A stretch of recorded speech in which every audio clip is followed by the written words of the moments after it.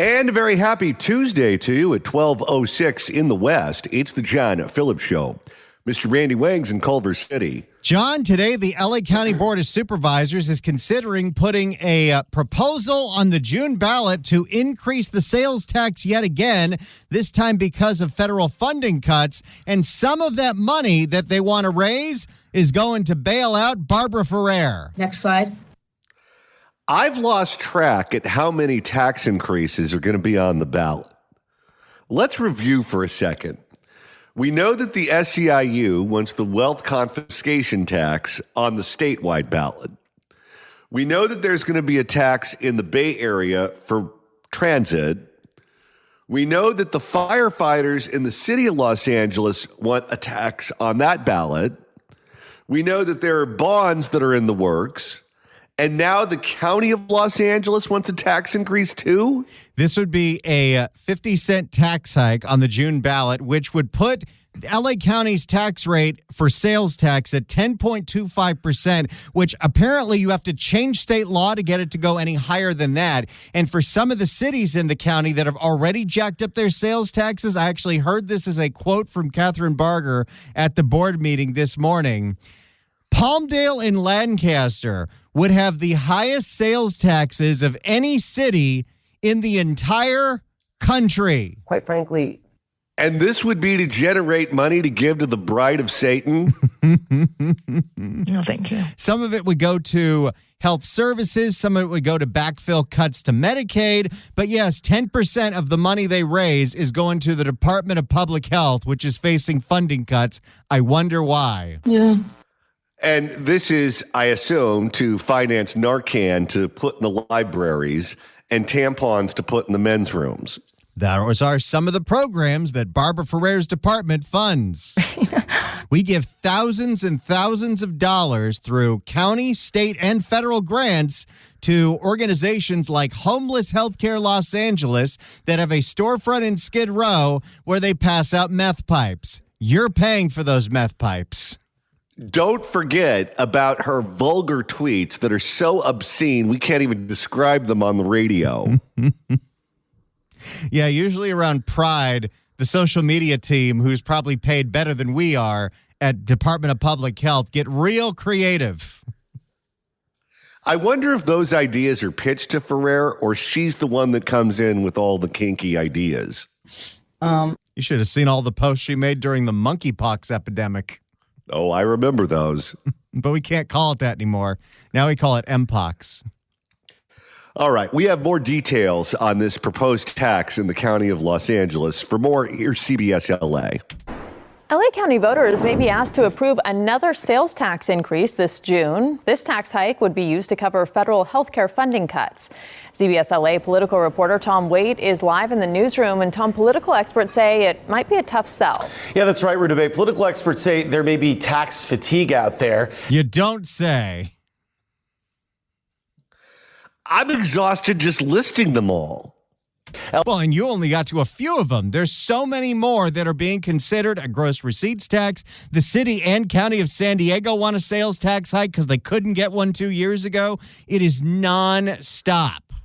Well, this is a worthy cause, though, Randy, because if we don't raise these taxes, how do you expect to pay for abortions for transgendered women? I have tech issues. LA County supervisors will take up this issue tomorrow. It's a half-cent sales tax increase. And if supervisors do approve this measure, it then goes to voters. But it will be a steep hill to climb. The tax increase can only pass with a 2/3 vote. Because this isn't one of these crooked citizens initiatives. This would be something that the board puts on the ballot. So good luck with that. And you know what? We can hate on the board all we want. If it weren't for the dummies that approve this, that go and get behind that curtain in the voting booth and vote for things like this, we wouldn't have to worry about it. Measure A in the 2024 election was a doubling of the homeless sales tax in LA County. And voters in LA saw the zero progress with the homeless in the county and said, yes, let's double that tax and make it permanent. Because the original tax was sold as, if we increase your taxes for 10 years, we will solve homelessness. That didn't happen. You do realize we would live in the best state in the nation if we didn't collectively have suicidal ideation every time we went into the voting booth. Healthcare crisis. LA County supervisors say they have no choice but to ask voters to approve a half-cent sales tax increase. Is Barbara Ferrer taking a pay cut? Babs, what do you have to say for yourself? Next slide. I mean, if there's belt tightening at the Department of Public Health because of federal funding cuts, do we really need to be paying her $600,000 a year? That's good pay for someone who passes out crack pipes on Skid Row. I have a hard time understanding logic. Oh, we know. To cover massive federal cuts to healthcare funding by the Trump administration. Retired LA County Supervisor Zev Yaroslavsky. The motive for this tax increase is understandable. I think they're trying to backfill some of the lost revenue that comes from the federal government for healthcare. The danger is that... Which, by the way, translates to the organized labor behind some of those healthcare unions. They want to make sure no one loses their jobs. That's what this is about. It's like the SEIU wealth confiscation tax. That money doesn't go to the general fund. That money goes to programs that employ SEIU members.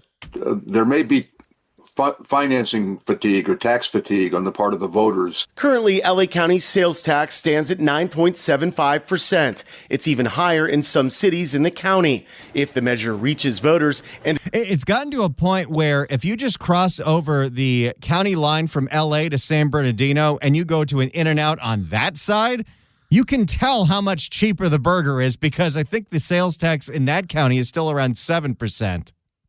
And when they start making threats, when the campaign kicks into high gear, you can always tell where the politics are at any given time. Because back in the old days, whenever there was a tax on the ballot, they'd say, if you don't vote for this, we're going to cut police and fire.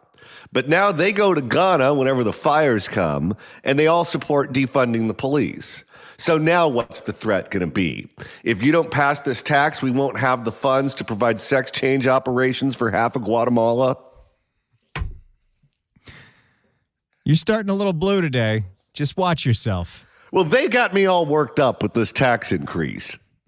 if the measure reaches voters and is approved, LA County's baseline sales tax would rise to 10.25%. Unless you're in one of the cities that already has a higher sales tax, like Palmdale and Lancaster, where it's going to be in the 11s. And then you just get kicked in the crotch over and over and over again. Supporters say it will generate $1 billion in revenue and prevent hospitals and clinics from closing. Opponents say when we say clinics, are we talking about like actual things that serve healthcare needs, or are we talking about homeless healthcare Los Angeles? No, thank you. Oh, yes. We need to make sure that Nithya has a new Rolls Royce to campaign in. Opponents say the county sales tax is already too high. More taxes. Hey, it's Susan. There you go. Is very burdensome for the people of LA County. And also it makes LA County less competitive compared to other counties. People can cross the border and shop in a county that hasn't done this. So I think all the stores, the restaurants, the fast food outlets, they all will feel the impact. This proposed sales tax. If you're going to do a whole bunch of clothes shopping, you can either pay through the nose and have to deal with parking hell in Century City, or you can go to the Irvine Spectrum where the taxes are lower and there's plenty of parking for everybody. That is an excellent point that Susan just made and that you just made, because they act as if, well, you're not going to move to Montana if we keep raising your taxes because it's cold in Montana and we know that you like to wear shorts and flip-flops. Well, you're not just in competition with Montana, you're in competition with Orange County and Riverside County and San Diego County and everywhere else in California that's not as insane as LA. This proposed sales tax increase comes as one of the state's largest healthcare unions, Service Employees International Union, or SEIU, is pushing state legislators to approve a one-time tax on the state's billionaires. And by the way, this is all, it's all in the name of all these healthcare cuts. Well, what if they get both? What if they get the wealth tax and they get the sales tax increase? Well, that's a whole lot more money for the SEIU. Christmas comes early for the purple shirt crowd. also to cover federal health care funding cuts. Newsom opposes that tax. And last month, the LA Firefighters Union announced it's gathering signatures to ask voters to approve a separate half-cent sales tax increase in the city of LA. Yeah, that one's a scam, because the second that one passes, the city will defund the money that usually is supposed to go towards fire. And then they're going to turn around and ask us for more money the next time. There are going to be a lot of funding measures on the ballot this year. Yes, there are. So there you go. LA County considering a half-cent sales tax because of federal funding cuts to health care, which includes 10% of that money going straight towards Barbara Ferrer's budget. Yeah. And speaking of lunatics, we have more information on the Pinko running for mayor. Nithya Raman sat down for her first exclusive interview since she announced that she's running for mayor, and she did not pick an easy one. She sat down for 27 minutes with NBC4's Conan Nolan, and Conan posted the whole damn thing. That was a mistake on her part. For more, here's NBC4. Good morning and welcome to the Tom Brokaw News Center here at Universal City. I'm Conan Nolan. Thanks for joining us. With us is Nithya Raman, member of the Los Angeles City Council, District 4, Silver Lake, Encino, Sherman Oaks, Reseda. She is also... It's a really weird district because she has both parts of the valley and parts of over the hill. I don't get it. It looks like a snake. She is also a candidate for mayor of Los Angeles. As of Saturday, blew up the political community here with that announcement. So thank you for coming. Let's talk about that. The first question is always the easiest. Why did you decide to run? You know, I have been very, very frustrated with Los Angeles over these last few months with the way... You're on the city council. I love that these people all act like they're just writing letters to the editor when they're the ones that have the power to fix what's broken, and they choose not to. That council is almost entirely one party. There are separate wings in the party, but for most things, there is ideological alignment. Anything the city council wants passed, they can pass. Any laws they want to change, they can change. I don't see the current mayor standing in their way. So anything that she is indicting as she's running for mayor is a failure on herself.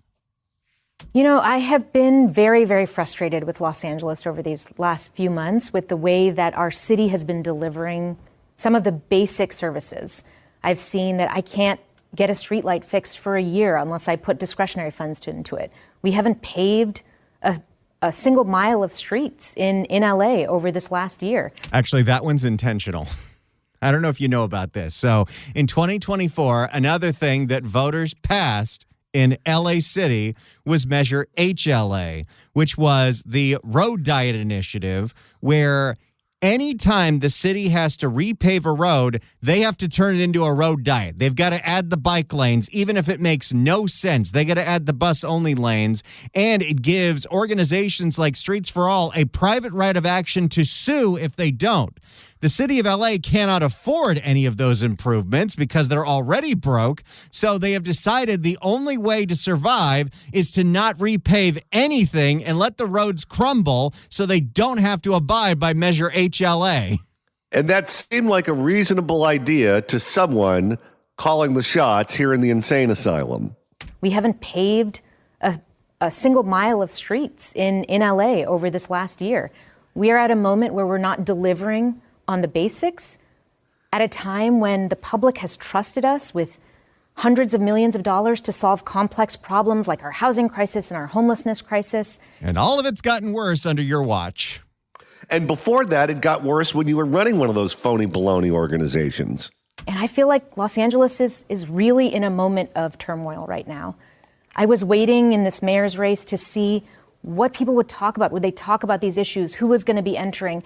Let's talk about the future of Los Angeles and what it deserves. I wonder if she has a thread going on her phone with Lindsay Horvath. Are you going to run? Are you going to run? Are you going to run? You think Rick Caruso's part of it, or do you think they blocked him already? They called him a tease. Quite frankly, let's talk about the future of Los Angeles and what it... Seriously, that whole thing last week, maybe I will run. That was just ridiculous. I'm telling you, he's the California Ross Perot. And ultimately, I just didn't see that conversation happening. And I think it's an important conversation for us to have. And it's important to talk about the fact that we can fix this. We can fix these. You're on the city council right now. We can, you can't. These services. The city council is the one that figures out the budget. If the priority is that you want streetlights fixed, you can budget for that. If you don't have the money for it, stop putting money into Karen Bass's nonsensical hotel homeless shelter. It's not that hard. These services, we can make Los Angeles work again, and we can dream big for its future. So you endorsed Karen Bass just about a month ago for re-election. What changed? You know, I've worked closely with Mayor Bass on a number of things. I'm an admirer. But what's the point of doing this if you're not going full knives out? No, tell us why you threw that bass back in the lake. You know, I've worked closely with Mayor Bass on a number of things. I'm an admirer of hers, and I helped to get her elected. She supported me in my reelection. But ultimately, I do want to say, you know, I didn't follow a traditional path into politics. So we're starting off by not answering this question.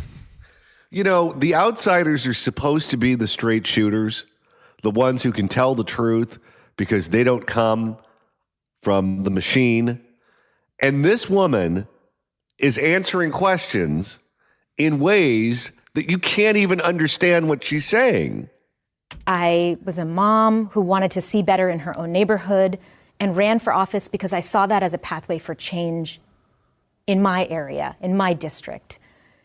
And right now, By the way, this is the same nonsense when he was running that Austin Butner did. He wanted to run, he wanted to take out Karen Bass, but would not say what she's doing wrong. No, and Tom Steyer's doing the same thing in the race for governor. And right now, I feel a call from Los Angeles, from Angelenos, for change across the entire city. I don't think they called you. For change If they did, it had to be a wrong number. For change across the entire city. I feel a sense of frustration and even despondency among Angelenos that something is wrong in this city, that things are worse than they were before. I can feel that every single day. Again, indictment of her current city council, which has just as much power as the mayor in this city. I can feel that every single day when I go out and talk to my constituents. And I think we need to answer that call. And I feel like my loyalty is to those constituents and to really answer the call for Angelenos. That was not an answer to a question. No, not even close. We're just getting started. That was 2 minutes and 34 seconds out of this 27-minute disaster. That includes talk about her support prior for defunding the police, that disaster on another voter initiative, Measure ULA, and so much more. 800-222-5222 is the telephone number. 1-800-222-5222. If you'd like to email the show, you can do so at johnnydon'tlikeshow@gmail.com. That's johnnydon'tlikeshow@gmail.com. And Randy, you're monitoring the mailbag. Mike writes in at johnnydon'tlikeshow@gmail.com and this potential sales tax hike in LA County.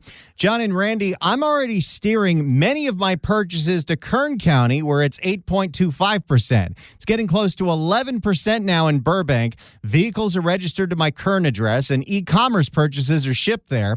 Presently, it's a moral issue of not funding a system of homeless services that are nothing more than burning my tax money. I wish there were more people in the county that think like that, but unfortunately, there are more people who think like Barbara Ferrer. PJ writes in and says, join the club. Santa Clara County just passed a new sales tax last November for health care. Goes into effect on April. Seems appropriate for the fools of Santa Clara County that voted for it. 10 cents on the dollar. The last good thing that Santa Clara did was give the Lakers Kurt Rambis. P.S. I received my Save Prop 13 petition in the mail, and I mailed it and sent it back.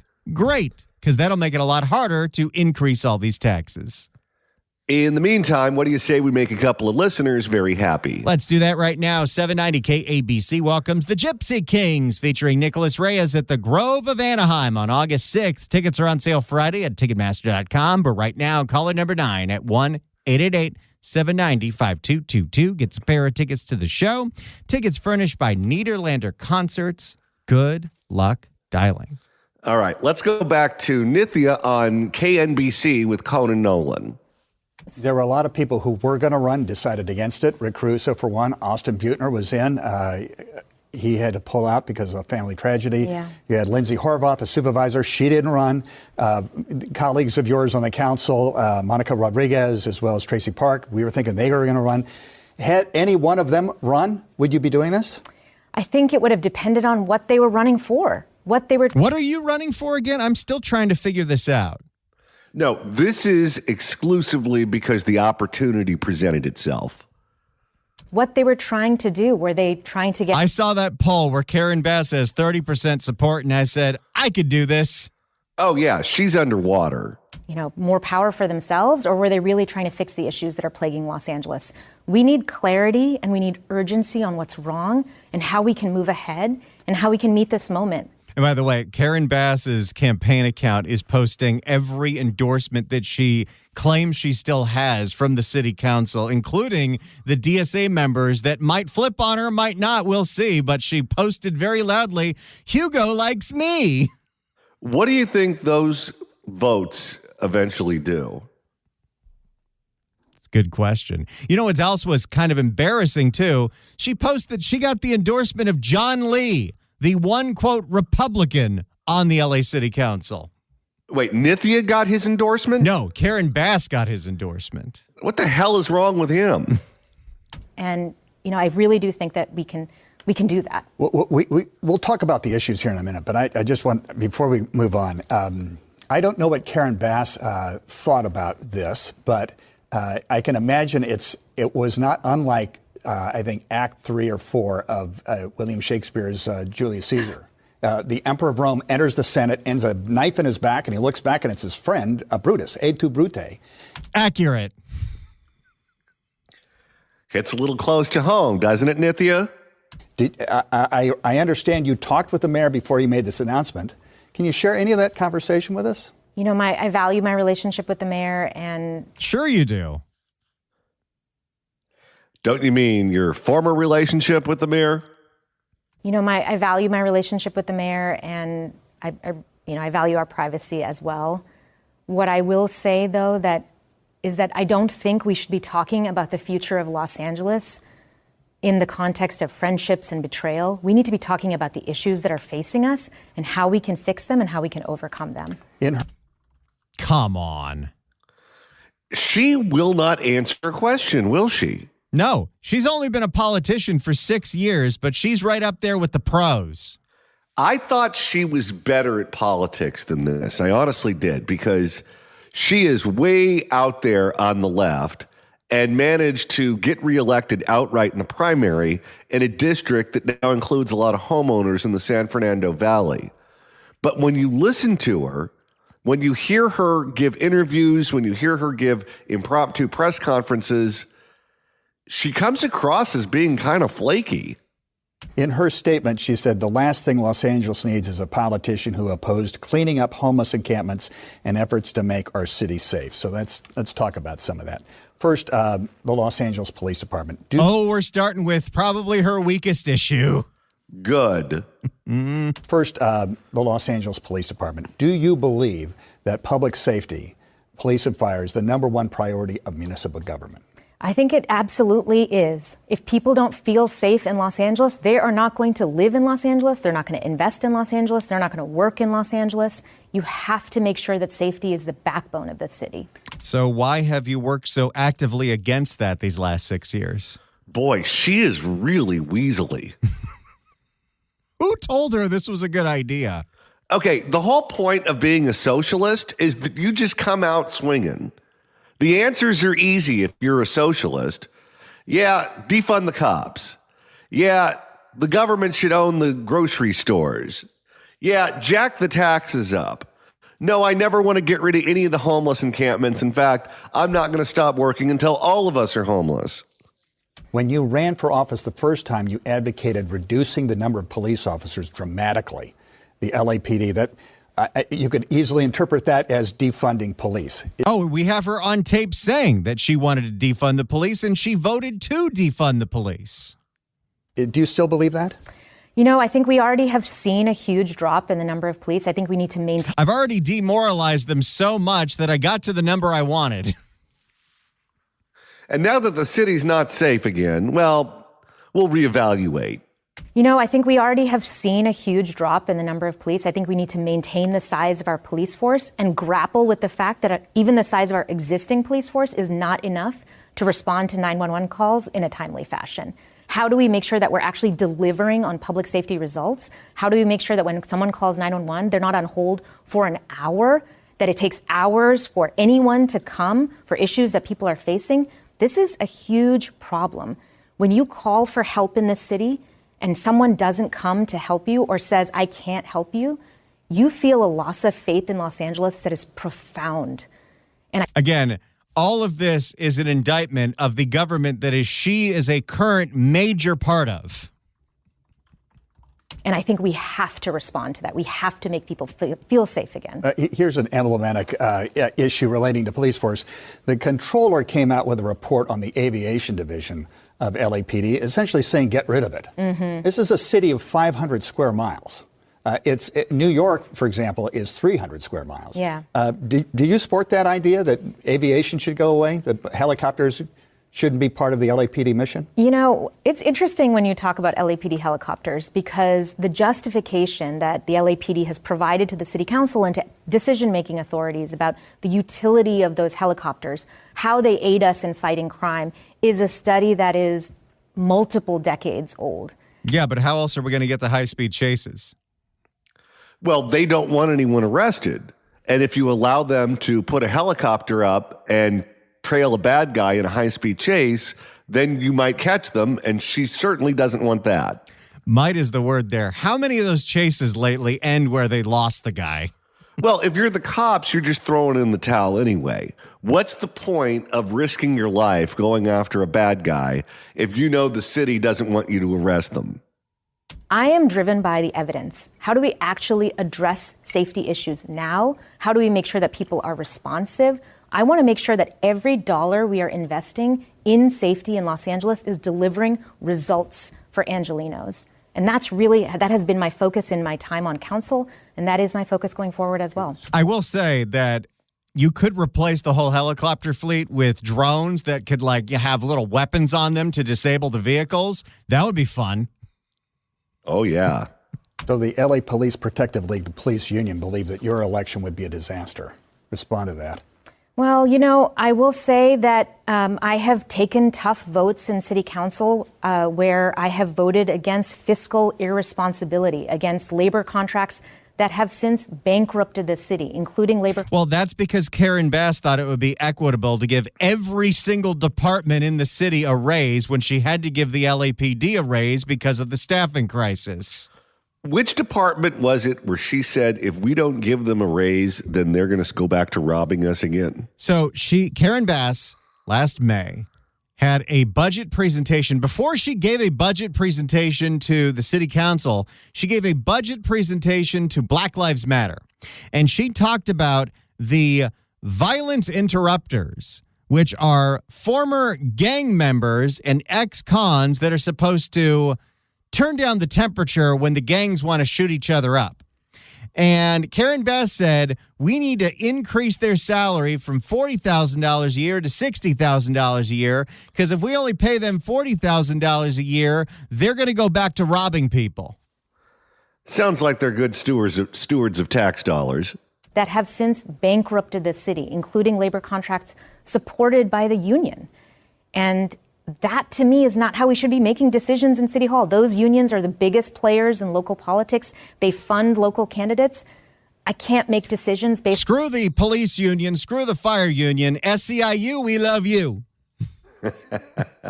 800-222-5222 is the telephone number. 1-800-222-5222. If you'd like to email the show, you can do so at johnnydon'tlikeshow@gmail.com. That's johnnydon'tlikeshow@gmail.com. And Randy, you're monitoring the mailbag. Q writes in at johnnydon'tlikeshow@gmail.com. I think Nithya is the replacement candidate for Karen Bass. The DSA and Democrat establishment in LA have talked with each other and chose Nithya to be the one to take over.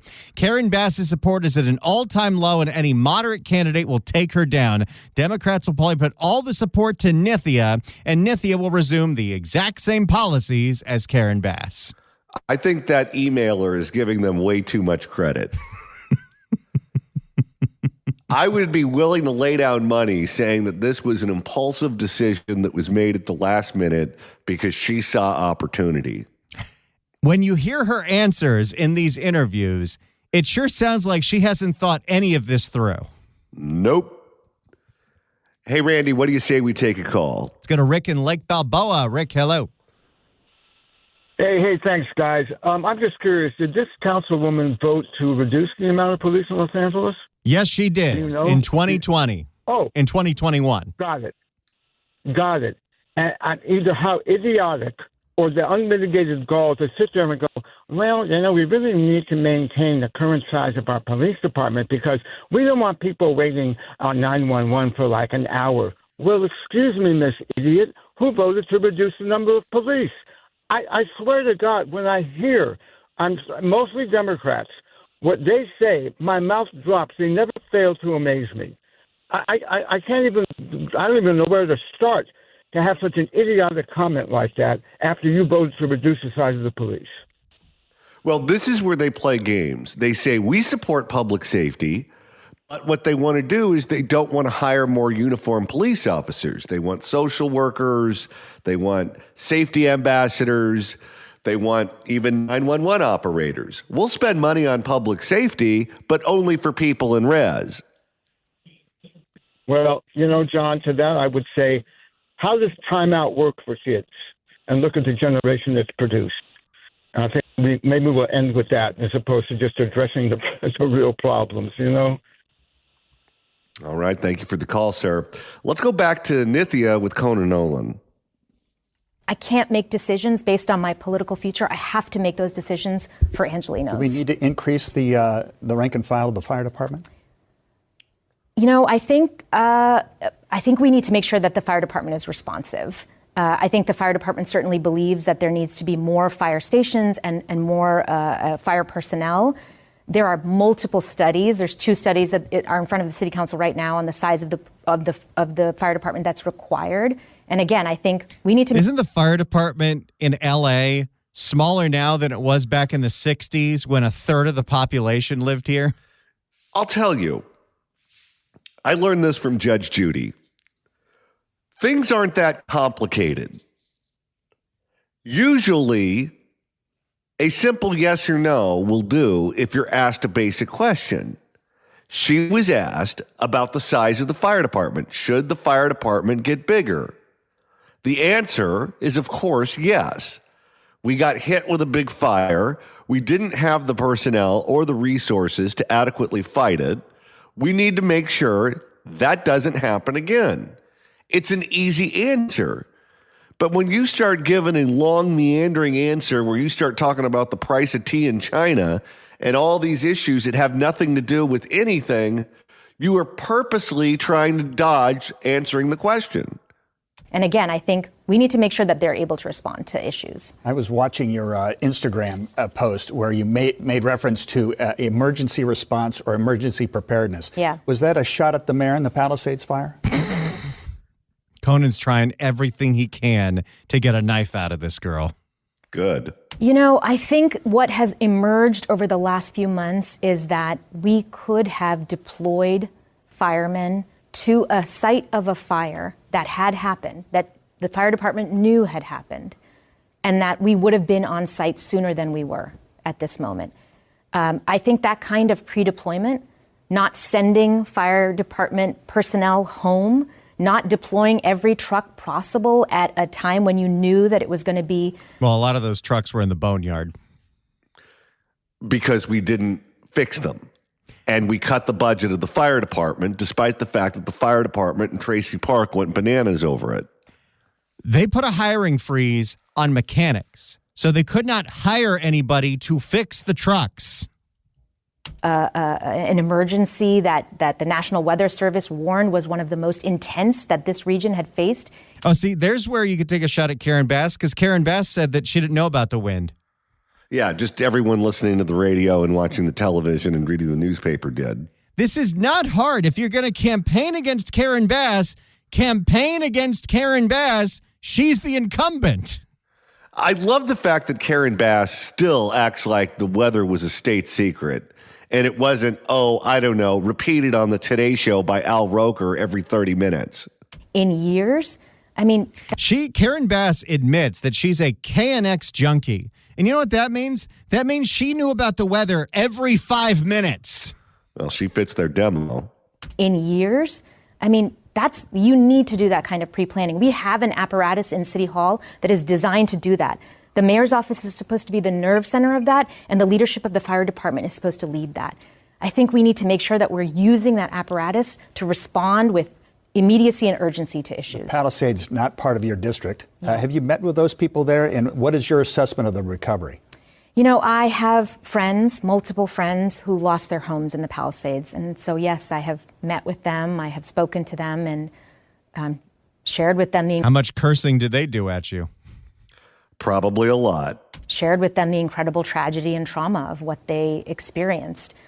I think recovery is always going to be bumpy. It takes a long time to rebuild from natural disasters. You can see that across where these wildfires have taken place. One thing I can say, though, is that the city did not provide clarity to residents. They didn't provide a clear leader for the recovery response.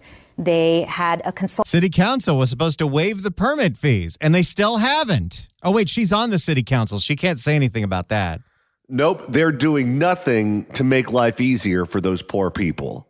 They had a consulting firm that had very little clarity on what they were actually supposed to be providing for residents. Making sure that residents of the Palisades understand what you're supposed to be doing for them is crucial to making sure that they feel supported. Let's move on to homeless. Oh, boy, I don't even want to get into that one yet. But there is so much more of this interview. I have the entire thing posted on today's California Report. You can watch Conan Nolan's 27-minute interview with Nithya Raman, randywangradio.substack.com.